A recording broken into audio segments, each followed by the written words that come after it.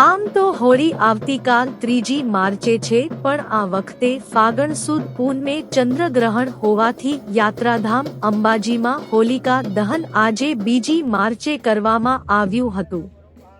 અંબાજી મંદિરના અધિક કલેક્ટર અને વહીવટદાર સહિત ભટ્ટજી મહારાજ દ્વારા વાજતે ગાજતે હોલિકા સ્થળે પહોંચીને ઉભેલી હોળીની પૂજા અર્ચના કરી હતી અને આરતી ઉતારી હતી અને હોલિકાને માતાજીની મશાલથી હોળી પ્રગટાવવામાં આવી હતી। જોકે આ હોળીના પૂર્વે આ એક વિશેષ પરંપરા જોવા મળી હતી, જે ખાસ કરીને રાજસ્થાનની મહિલાઓ હોળી પહેલા ઠંડી હોળી પૂજવાની પરંપરા આજે પણ અકબંધ જોવા મળી હતી।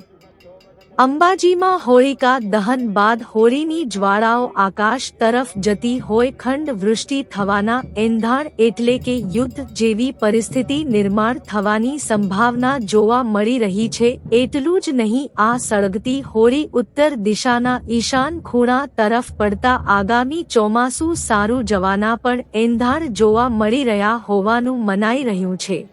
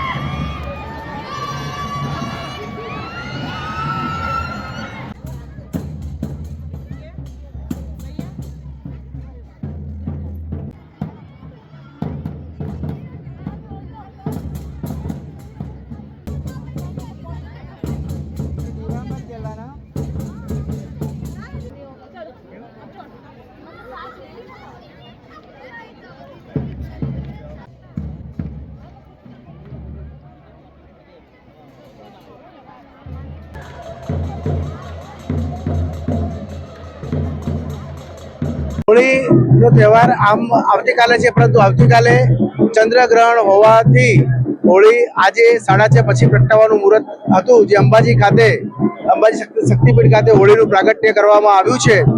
ધાર્મિક વિધિ વિધાન પૂજા સાથે દર વર્ષની જેમ આ વખતે પણ હોળીનું પ્રાગટ્ય કરવામાં આવ્યું છે।